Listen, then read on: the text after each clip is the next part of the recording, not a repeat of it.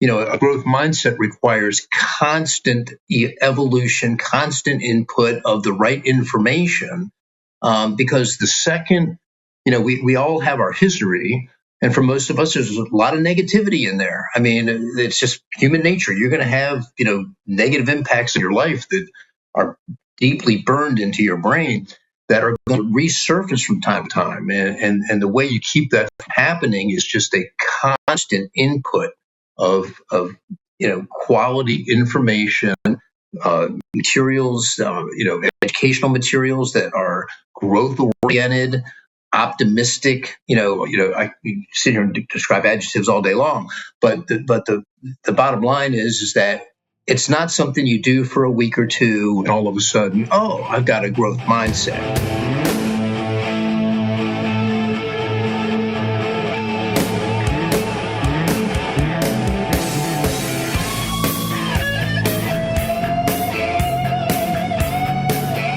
Hello, everybody. Welcome to this episode 8 of Run with the Cheetahs, the podcast companion to the book Run with the Cheetahs. And by the way, let me just say this. This is an amazing book. If you have not bought this book, if you have not read this book, highly recommended. This is where the material from these podcasts come from. It's the source. One of the things I love about this book is that you can literally pick it up at any place and get started with it. You don't have to read it from start to finish. But this is the source from which all these podcasts come. I encourage you to read it. It's a great, great investment. So today, I am fortunate enough to have with us the author of Run with the Cheetahs. He's here with us for all these conversations. Jerry Freishtat is here with us. Let me bring him in to say hello. Jerry, good morning. How are you, sir? Hey, all good over here. 2026 is rocking. Can you believe it? We are in 2026 already. That's amazing. So I know we're recording this in 2026. It won't even play for another month or so. But in any event, it's pretty exciting stuff. Yeah. So, Jerry, today we're going to be talking about mindset. Mindset is absolutely one of the bedrock or foundational pillars of success and peace. For me, I'm going to go back to our episode 3 just for a moment, which was a great episode for those of you who may not have watched it. But in episode 3, we said, what are your 3 most critical components for success in your next project? And yours was do it now. I've got it right here. Yours was do it now, obsession, and not why, but who. And for me, it was mindset was number 1. I mean, without question, mindset is a critical piece. And by the way, for you, those of you who aren't familiar, we do these podcasts every 2 weeks. And we do have a website and we do have a blog on that website. And I'm going to tell you that our blog is rich with great stuff. And there is a blog actually on what those 3 components of success would be. I encourage you to read the blog on that. Runwiththecheetahs.com is where you want to go for that. So we're talking about mindset. And so Jerry, I tell you, just before we get too deep in here, let me get started with people and say, let's start off with a definition. And so I'm going to pull up a graphic, as I am want to do from time to time. I'm going to pull up a graphic and I'm going to read it. So for those of you who aren't watching us, you'll be able to hear it. And this first one is, what is mindset? I mean, let's get a definition to get us started here. What is mindset? Mindset is the lens or filter through which one sees the world. It's the indivisible system running in the background, shaping your choices, your reactions, your confidence, your discipline, and your ability to recover when life hits hard. That is mindset. I love that word, the lens or filter. It is the lens and filter through which you see most everything. I got one more. I got 2 more. Your mindset shapes your reality. How you think determines how you live. Number 3, your greatest weapon is your mind. Train it to see opportunities, not obstacles. Transformation starts with input. Guard what you consume. Whatever enters your mind shapes how you think, live, and lead. Jerry, what do you think about those? Well, they're all fantastic, and it's like we've talked about other times before. There's a certain awareness that's required for you to even understand that you have a mindset, right? I mean, let's get real basic and elementary here. But you're right. Yeah, the majority of people don't wake up and ever think about, oh, what's my mindset today? Right. I absolutely agree with that. I mean, you're right. And, we've talked about awareness so many times, and it deserves every minute we give it, because awareness and self-awareness is just critical. But, so I'm going to pause and ask this of our listeners. I'm going to ask of the listeners right now, what mindset are you listening to us right now with? Are you listening to us and saying, oh man, what do these guys have to say? What do they know? Is that your mindset? Or are you saying, boy, I'd love to learn something today. If I could learn something from these guys, that would just be fantastic. And then I'm going to say, this is the mindset I used to go into every conference with. Whenever I went to a business conference or seminar, I would say, if I could get one good idea out of this and go home with it, it would all be worthwhile. Then is that your mindset today? Are you looking for one good idea? Because if you are, you're a lucky man. You are going to find it today. We've got some great stuff for you. Yeah, and let me add to that, Russell, that if you are listening or watching this podcast right now, you are already 99% ahead of the rest of the sheep in the world. I mean, there's so few people that are looking to develop, educate, evolve, become a better, well-rounded individual, achievement, whatever it might be. So if you're listening right now, let's just throw out a congratulations to you, and you're on the right path. So Jerry, I think you answered that just a minute ago with your awareness comment, but do you think people are even aware of their mindsets? Yeah, someone answered it. I mean, the harsh answer is absolutely not. Virtually everyone has developed a mindset based on their past environment, relationships, their personal life's experiences, both good and bad. In order to have that awareness, to concept, you need to first, let's say every other thing we've talked about in the podcast, it does require education, then the action. Yes. It all starts with getting educated about mindset. We're going to talk about Carol Dweck's book, Mindset, one of my all-time favorite books. If you have not read that book, you need to get into that. We're going to talk about that shortly. But it takes the education, then the disciplined actions to develop the skills to develop a growth set, in a growth mode in your thinking. So in your experience as a business owner and a leader, have you seen the difference that mindset makes in your people that you work with? Have you seen the difference yourself? It's, again, yeah, well, of course there's a huge difference, but it's a learned skill, right? We all are, our brains are, genetically developed, and how we program them and develop them and take care of our brains is a critical factor into everything that you do. So from a business perspective, it's invaluable to teach people how to work and developing a growth mindset versus having a victim mentality, which is in the fixed mindset range. Well, let me come to Cheetah number one. Let me come to Cheetah number one right now and say, how can you describe the Cheetah mindset? Well, the Cheetah is what I describe as a skilled hunter. Okay, he's developed the ability to pivot, change course, make quick decisions, And the cheetah also realizes that a wrong decision doesn't matter because there's another prey to hunt tomorrow. And then another, and then another. The down spirals of bad decisions, things that don't go your way, and everything else is just an opportunity to learn something and move on to the next one. I mean, if the cheetah went out hunting and doesn't get anything that day, you think he's not going to go out and feed his family tomorrow?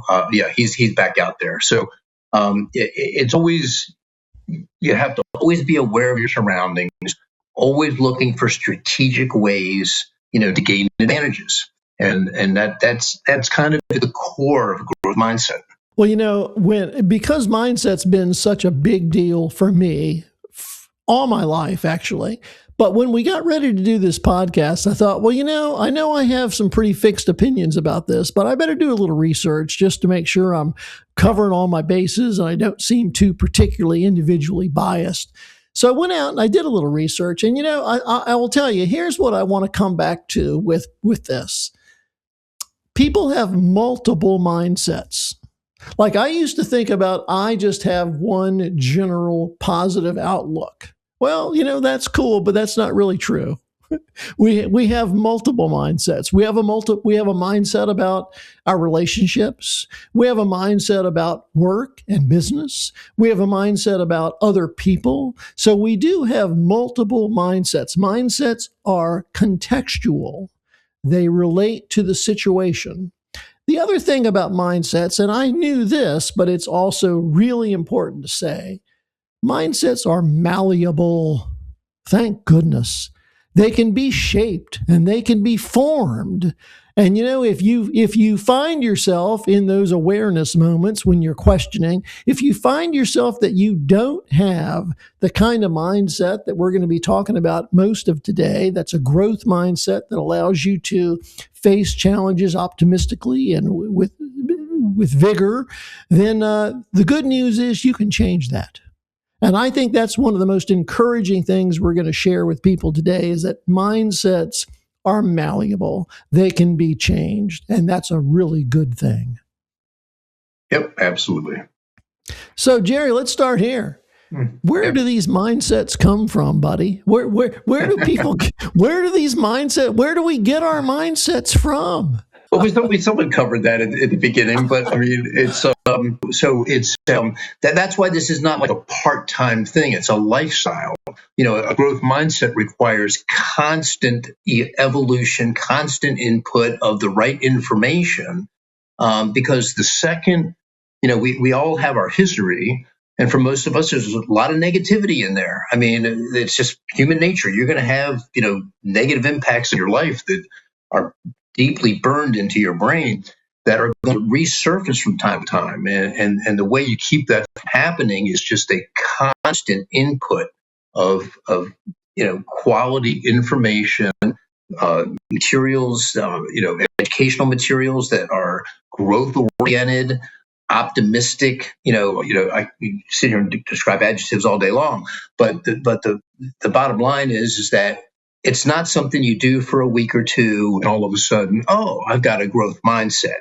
Fantastic. Jerry, you mentioned, I hope I'm pronouncing her name correctly, Carol Dweck. Is that how you pronounce her name? I think it's Dweck, Dweck, Dweck. Okay. Well, let's go to the science. Let's go to the science for a minute.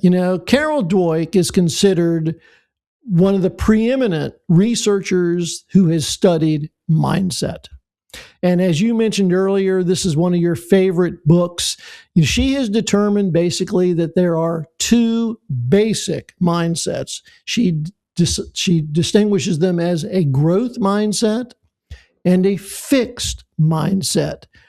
Why don't you tell us what you know about this, how you feel about this, what her position on this is? Well, in the book, she spent a lot of time. She did a lot of studying with children, and kids that are exposed to a growth mindset environment, versus kids that are exposed to a fixed mindset. And the difference, by the way, just in generalities, on the whole thing is that people with a growth mindset believe that they have a big input in their destiny in life. People with a fixed mindset believe outside sources have determined their destiny in life. So, with children, when you give them an atmosphere of where they can be creative and where they have the ability to have input and positive outlook and made to feel important by their ideas and verbal exchanges that they have with teachers, mentors, coaches, it doesn't matter. Those kids thrive in their brain development of how they think on a daily basis. Because whereas kids that are I guess when you use the word stifled, kids that are like held down, like their creative juices are, depressed into your opinion doesn't matter and do like I say, and they hear no all the time, and they think their possibilities are limited. There's just the kids grow up in two completely different avenues of success in life. So I think that's kind of the conclusion on a growth mindset versus a fixed mindset, and it does start very early. So the challenge for us, by the way, and this is one of the things I get back to, all the content, everything that we do, I don't really care if you're a person that was exposed to a fixed mindset, whether it was your parents, your coaches, your teacher. I don't care where it came from. And I also don't really care if it's something that was just when you were a child. And I don't care if you're 40 years old, 50 years old, 60 years old. Today, you can start to develop a growth mindset.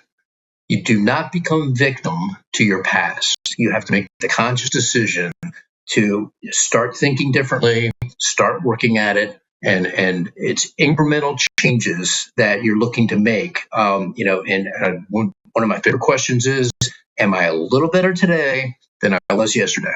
I'm not changing my world, in a day or a week or a month. Okay. But am I a little bit better today than I was yesterday? I'm not sure whether what I'm getting ready to say fits into that perfectly, but as I see it in people, one of the differences that I see, and this, I want to throw my hands up sometimes with this, particularly with people that I work with. Do you have a mindset of, if I don't know something, I can figure it out? Or if I don't know something, that's just how it is. I don't know how to do it. And I mean, really, the people who say I don't know how to do this, but damn it, I can figure this out. I'm gonna Google it up and get some learning going. That's who you want to be around, But I see it all the time. People say, I don't know how to this. That's not my job. I don't know how to do that. I'm out. Boy, that's a terrible place to be. And the reality is that's most people. That is most people. It's not their fault. It's not their fault. They settle. People get comfortable and they settle for their environment. They settle for their circumstances. They settle for their situation. And as time goes by, year after year after year, it just all of a sudden, it never crosses their mind. Hey, maybe there's more to this life than I thought there was. And most people don't ask that question. So I think what you're saying is true. And getting back to who you're around, what you just mentioned is everything. You want to be around allies. You want to be people that lift you up and want to see you successful. And people with fixed mindsets, they fall more into the in my hierarchy of the animals, they fall more into the sloth category, where they're just a complete victim to everything, and believe they have no control. Wow. Well, I'm going to skip one of the questions I'd written because I think we've covered it pretty well. But I'm going to go right to, have you ever? So, and I know the answer to this, but I'm going to ask it anyway for all the people out there. Have you seen someone with less talent outperform someone with more talent simply because of mindset? Russell, that is the most obvious question you could ever ask. I mean, talent has I shouldn't say very little. But let's just say talent does not determine your level of success. And, a lot of people have heard this phrase, this is why you constantly see the A students in school with talent, right, working for the C students 10 years later. Okay, because your ability to constantly develop and evolve and everything else doesn't necessarily have that much to do with talent. When I coached at a high level in hockey, I'll tell you a quick little story about this. There was a kid in our club who was at like 9, 10 years old, probably the best skater.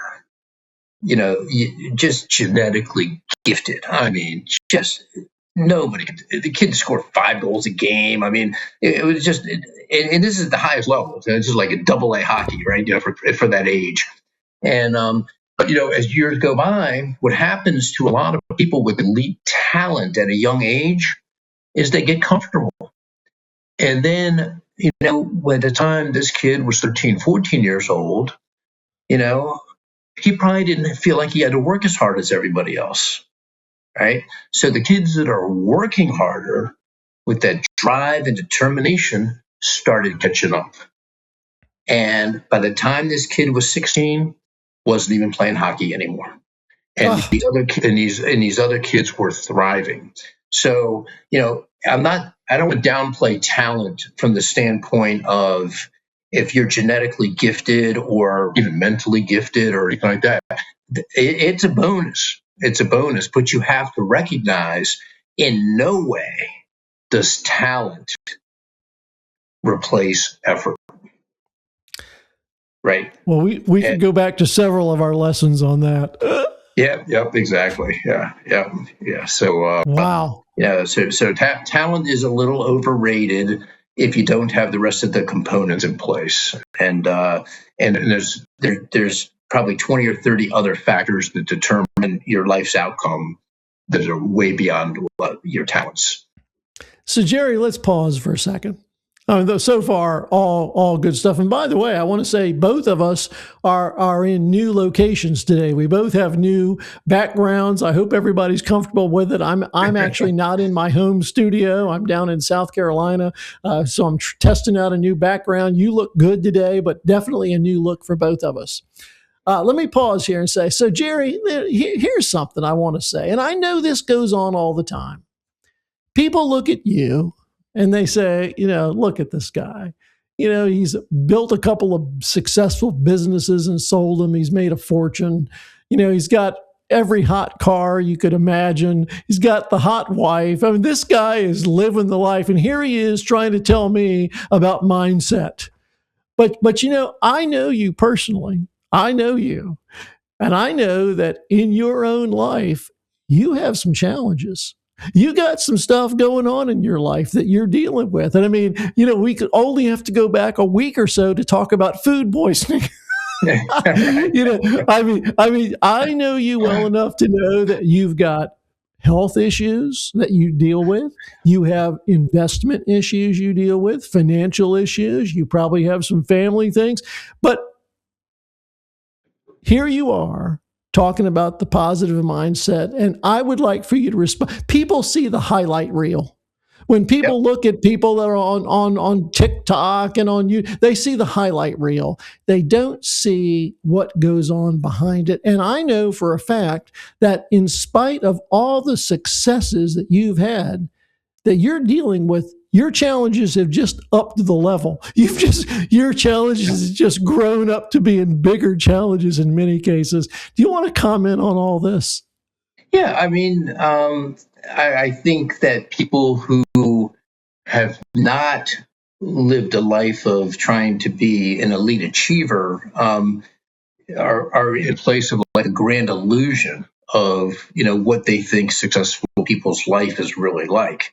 And I can tell you, I'm associated in a world of super successful people with hundreds of millions of dollars. I mean, I've been around some of the most elite people, some billionaires, and they all without exception, had the same exact problems, same exact concerns, same issues that every other person has. The difference is how you respond to them. I love it. And I think the best way of describing this is that the ultra wealthy don't have problems; they have situations, right? Yes. Yes. And again, a lot of people have heard this expression too. You got to choose your hard. It's hard being poor. It's hard being wealthy. Okay, it's hard to be fit and healthy. It's hard to be overweight and unhealthy, right? So you got to choose which hard you want to do. I mean, there's not a a avenue, and I covered this in the book a little bit, that people think there's this euphoric life that you can live where everything's just great all the time. Right. It's an illusion. It does not That's what exist. I want. That's what I'm looking for. Yeah, it categorize that as financial. Financial is a subset of success, right? I mean, Yes. most people who are very successful in all the aspects of their life have money. It's just part of the game, right? Okay, but it's about all the aspects of having a great marriage, great parenting, great relationships. I mean, every single thing. If you wake up and I don't know anybody that wakes up. I don't know anybody that wakes up and says, "Oh my God, I can't wait to be average today," right? It's just that's not the way humans are built. We're built to achieve. And if you don't go out and achieve, you kind of settle into this world of comfort that's unhealthy. It's unhealthy mentally for you, so because you can't grow to bigger and better things. And without evolution, my core belief is that without evolution, you head down a bad path that deteriorates over time, and you end up living in a world of regret. So it wouldn't matter, and I can tell you this right now. Someone that has $100 million, it's not the money. Okay, it's that I'm getting to $1 billion because it's about achievement. Okay, and the same thing with people that have great marriages. Your marriage, you might have the greatest marriage in the world, but you know what? What can I do to make it better? What can I do to make my spouse just the happiest, most content person I can possibly do? What can I do? And the other thing is along those same lines is givers get, and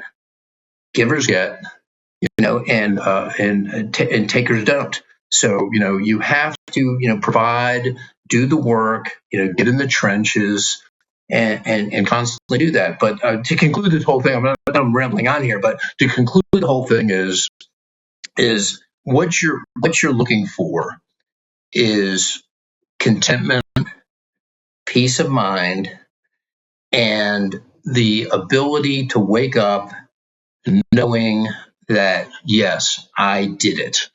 Nobody else did it. Okay. I'm not saying you don't need help with other people, but when you are the core of your own self-development and your own achievements, there's no feeling like that in the world. And it can take you to a place of confidence, occasional euphoria, when great things happen. But it's a wonderful place to be. And people who are risk averse, unwilling to do the work, and unwilling to dive into the trenches of achieving something, never get there.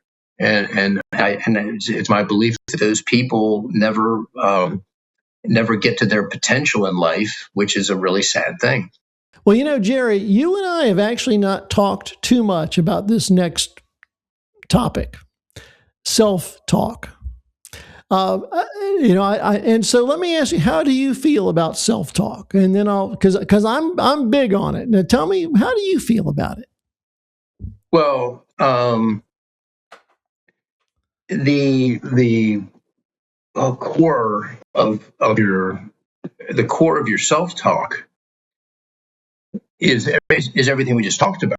I mean, you have to intentionally influence that, because again, you're genetically prescribed a certain way, and then your environment and your experiences have inputted into your brain all these things that you've accumulated for years and years and years.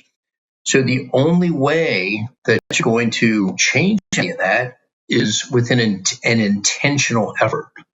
It's not just saying, "Oh, I don't want to think about that." Right? That doesn't happen. You are going to think about it. What makes you change what you think about are your actions. Immediate short-term actions. We talked about micro wins. Get some micro wins every day, okay? Because that changes the input and changes the thought process. Well, Jerry, in 1986, I launched my current business. I'd had a business before, as you and I have talked about. I had a retail business. But 1986, late 1986, I launched my marketing consulting business. And at that time in my life, I was a huge reader. Now, I'm a reader today, but I mean, back in those days, I had 3 and 4 books going all the time. I mean, I was just deep in it. Those were my coaches. Those were my mentors. That's where I was getting my input from.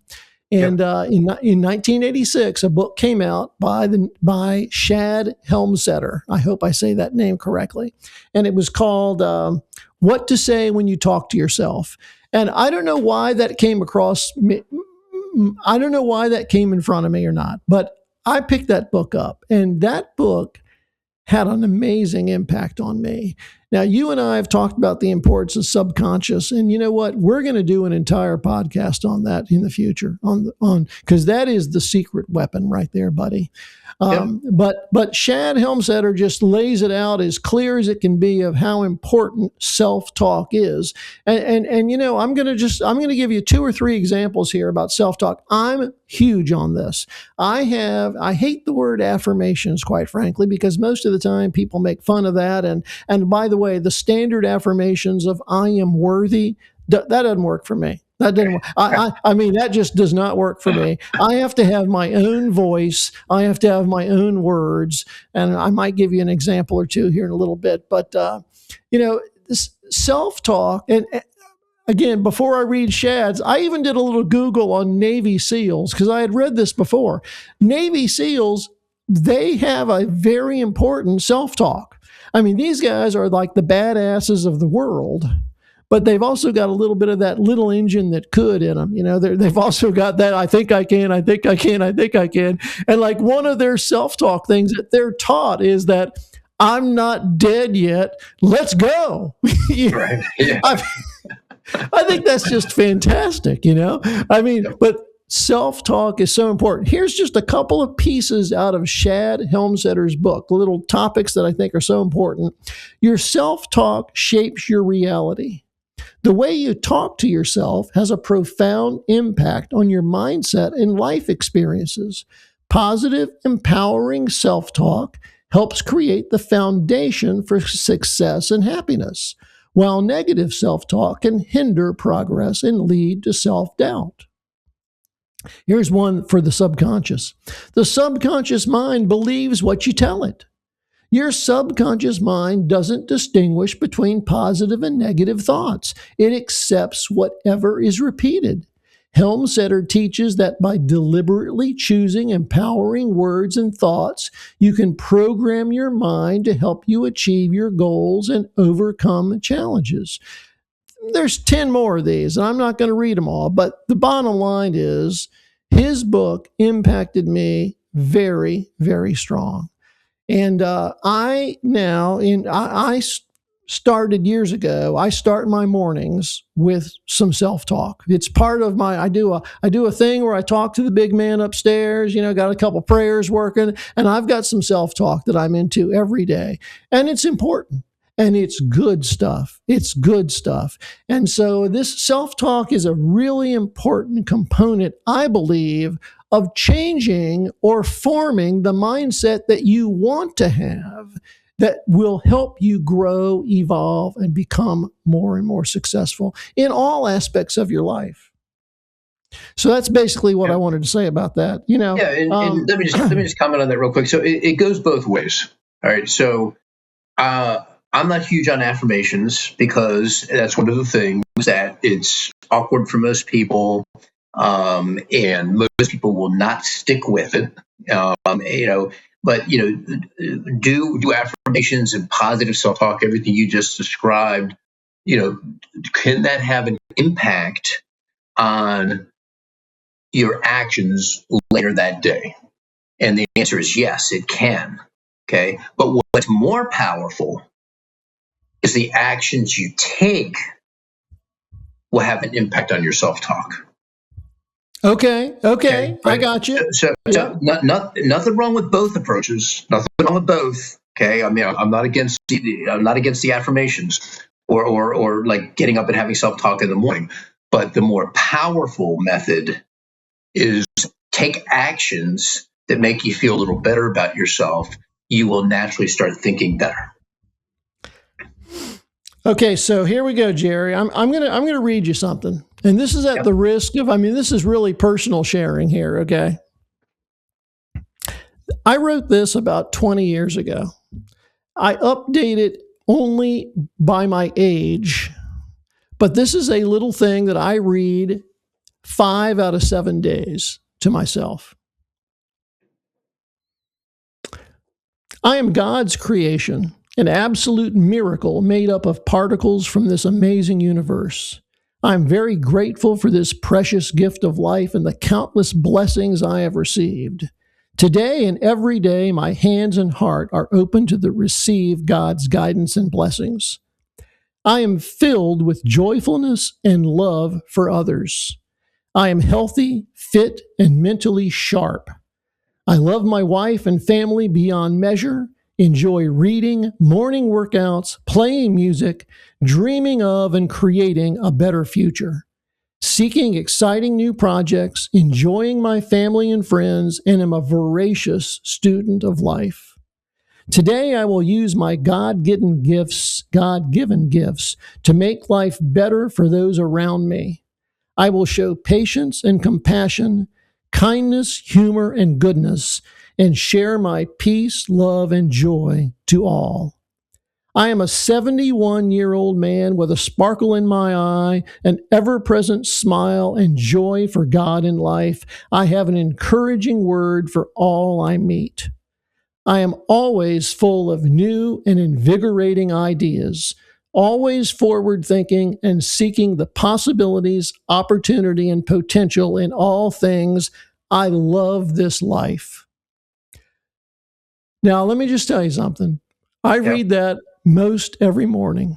That's awesome. It simply reinforces who I want to be. That's who I want to be, Sure. And then I try and take the actions that you're talking about that reinforce that. And of course, there's tremendous feeling in that. So, and I apologize. No, that's great. But last week, we talked about the fact that you read that every single morning. It doesn't matter how you do it. I mean, that methodology is fantastic. And I think I told you that, I get up and I'll sit on the edge of the bed for about 30 seconds before I get up and reset my mind because, no matter what negativity happened the day before, the night before, some nights you don't sleep well, you may have had dreams, whatever it is, by setting the tone of the day, whether it's your method or my method or whatever method you choose, have a method. Exactly. Right. Exactly. Right. Don't just get up every single day. Oh my gosh, it's the same thing. Don't want to go to work, hit the snooze alarm 3 times, got all these problems to deal with. If you're in that mode, you need to take specific actions to elevate. I mean, you have to do something. So, whether it's Russell's method or what I described last week in the podcast or a couple weeks ago, figure out what it is, but start that day with something positive, whatever it is. Just yesterday, I heard somebody refer to what Jeff Bezos calls his golden hour, which is his first hour of every day. And I'm not going to itemize everything he does, but it's exactly what you and I are talking about right now. He has that time. He has that time in the mornings to set himself right for the day, whatever that means to him, the golden hour. I like that term because I think we all need a golden hour. Yeah, or whatever. And for all the listeners, here's another thing that that all high-level successful people do. They have the ability to look at other successful people and just apply a common sense approach. It's like, oh my God, they all do this. Well, guess what? Do it. I mean, it's just like, do what they do, and to target that out even further, whatever your specific dreams, goals, and visions are, find people who are doing what you see, what you want to be, who you want to elevate to. Do what they do. And as you do that, then you can start, adding in your own nuances and things. I did this in business for my entire business career, and to draw a correlation to this concept is, the R&D department, which, historically is your research and development department. Well, I call it the rip off and duplicate department. Okay. So every business I ever had, I've found whatever industry I was in or what I was doing, I found, hey, who's the best, right? I would model what they did, take whatever ideas I could get. I joined organizations so I could learn about these companies, find out, what other people are doing. And after I developed all of that skill set, then I added my nuances to make it even better. So that's great. Start with modeling somebody else and what they do, and getting things launched for yourself. So, Jerry, on the other side of all this positive stuff that we're doing, the reality is that most people have a bunch of negative. You said 80,000 thoughts a day, and most of them are negative. Yep. What do you think the most dangerous phrase that people tell themselves is? I kind of just touched on it. You have to stop comparing yourself to others in your thoughts. You are you. You're a unique individual, and the only person you need to impress is yourself, and the only person you need congratulations from is yourself. So there's no better feeling than when you do move in the right direction, how you feel about it, not what other people are telling you. So impress yourself. Congratulate yourself on something well done. Any positive execution, and and I say this all the time. You want to have that. When you're by yourself, you did something really well. You want to literally. I know it sounds basic, but you sit back and you go, "Yeah, I did it. Yeah, I did it." Right? That's great. That's the greatest input to self-esteem that there can be. Not from a coach, not your parents. No. I did it. Right. Yeah. Fantastic. All good stuff. Listen, we're going to move into something. Personally, I think this might be the most unbelievable segment we've ever done, because this is just outrageous material. And it's from Pritchett. And by the way, you're the one that you shared this clip with me a couple of months ago. I'm going to include this clip in our show notes so that people who want to see it themselves. But it's just unbelievable content. So good. And let me start with this question for you, Jerry. Yep. And I know you know all the answers to this, but which do you think is more important? More positive thinking or less negative thinking? And the question, of course, is where do you get the most mileage? What benefits you the most? More positive or less negative? Now, I have to be honest with you and tell you that all my life, I've been telling people and hearing myself, come on now, you got to be a positive thinker, be a positive thinker. Well, listen to this. You get your most mileage. The studies are unequivocal. You get your most mileage with less negative thinking. You got to cut it out. You got to cut it out. You got to cut it out. And again, we're going to put a link to the clip from Pritchett himself explaining this and talking about this. But he says there are 5 C's. And I love this is just outrageous.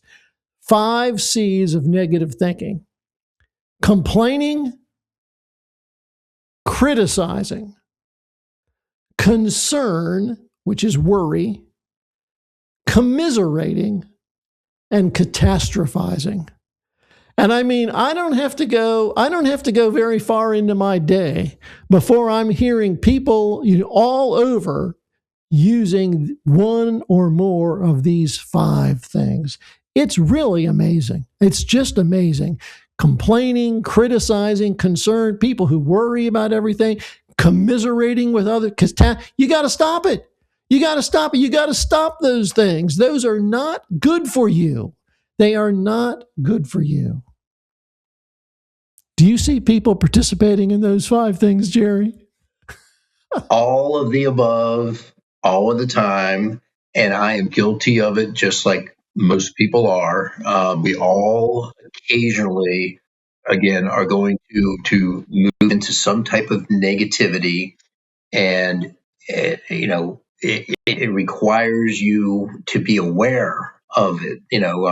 When the most negative people generally talk about other people. So that's kind of a hint, like, if you're at a social event and everything else, and you're listening to the conversations and everything else, if you see people like talking about other people that are not there and negatively, this person does this, I don't like the way they do this, or whatever it might be, that's a hint that those are not the people that you want to be hanging around with. So why is labeling these thoughts such a powerful tool? Because it's a catch. Okay, so like once you're aware of it, and that's how I learned it. I mean, I now, occasionally I catch myself doing one of those 5 things. I kind of immediately, I catch it like and say, whoa, I don't want to go there. So once you recognize, any of the 5 C's, it's easier to correct that process, moving forward, because you develop an awareness about it. And again, it starts with education, then the awareness, and then the action. Can you share a moment when you caught yourself with one of these 5 C's? Well, okay. So for me, again, a lot of this is personality related. So, I've been an ADD guy my whole life, and it's been a battle, but as we talked about, there's huge positives to it also. But because of my personality, I'm constantly in correction mode. People like me have reactionary personalities, so we respond quicker. Like when you're like, I'll be in a conversation with somebody, even like right now on this podcast, and you're talking, but I'm 3 steps ahead of you in my answer. Right. Okay. So what happens is that creates a response before there's deep thought. Right. And that's why, if you have a personality like mine, you have to have the ability to catch yourself. And sometimes decisions shouldn't be made immediately, especially a lot of times financial decisions. So it's going to happen from time to time, but a person with a growth mindset takes accountability for it, and kills the negative feedback loop, and says to themselves, look, I did do that. I did talk about that person. I did commiserate with this negative process or whatever it might be. But if you catch yourself, you just say, look, I'm not doing that next time.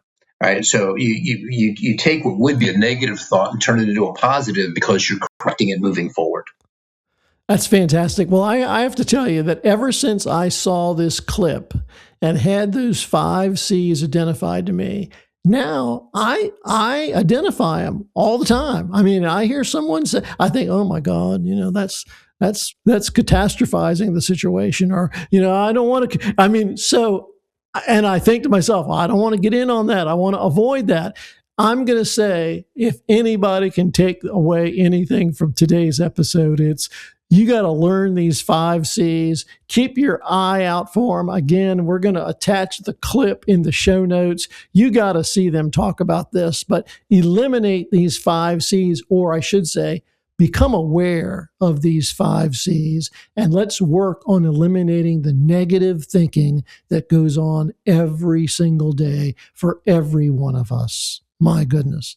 Well, Jerry, we've been going almost an hour here. Mindsets are critical. They're foundational. The good news is they're malleable. We can work with them. We can change them. We've talked about how to work with them and how to change them. If there's one thing people could take away from this episode, what would you say? Don't beat yourself up for the person you are today. Who you are and the way you think does not mean that you have to be the same tomorrow. I have a line in my book. It says you can't go back and create a new life, but you can start today to create a new ending. Absolutely. So, it's all about getting started, a conscious decision. I'm moving forward. Who that person was yesterday. I'm taking the positives from that person, and I'm letting the negatives go. I'm replacing those with positive thoughts, positive habits, and move on. And the second part of that is, I mentioned this earlier, is the way you do that is you got to question everything. You got to question, why do I think this way? Why am I fearful? Why do I not want to take a risk on moving into this new job or this investment or whatever it might be? Question why you think the way you think, and then you can at least get some perspective as to how to potentially move forward with that whole thing. Well, Jerry, the Cheetahs are definitely a rung up from a lot of people. Living the Cheetah life is an important thing. Yeah, we'll close with this question for you. Yep. How do you know when you've officially stopped running with the pack? Oh, that's a fairly easy one. And this happened to me, in the second half of my life. It's when you take a look around and you literally, feel sorry for those lost souls that will never experience the joy and satisfaction of the evolution of oneself. Oh, that you don't view people negatively. You literally feel sorry for people who cannot help themselves. Jerry, that's powerful. Thank you. Thank you for that. Jerry, you got any last words for our people out there? We're so grateful that someone might be tuning in, and maybe they've even hung with us here to the end. What do you have to say to these good folks? Not just another tremendous episode. This has been, I don't know what number we're on at this point, but I think the content's getting better and better. And I'm just hoping that everybody out there can, remember, you're not looking to make these quantum leap changes today. Take one or two little things, implement them, focus on it, discipline it, and you'll start to slowly see these little changes in every aspect of your life. Well, I want to thank people who have joined us. Thanks, people for tuning in. And if you've tuned in more than once, God bless you. We're so appreciative of that. We come out every 2 weeks with a new episode. The content is all based on this amazing book. And again, if you don't already have this book, you should. It's just fantastic. You can pick it up and start anywhere. I highly encourage you to pick this thing up. Jerry, it's always a pleasure and a joy to talk with you. I can't wait till the next one, to tell you the truth. Can't wait to see what we're going to talk about next and dig and go deeper on it. So I thank you very much for today. You got any last words for us? Yep. Just one quick reminder. Carol Dweck's book, Mindset, it's gold. It's absolutely gold. There's only about 5 or 10 books, that I put in that category. And if you're serious about, making changes, elevating your life, and understanding, why you think the way you think, that's the book to start with. Fantastic. Jerry, good to see you again. You have yourself a good week, and we'll talk real soon. Awesome. Thanks. Goodbye, everybody.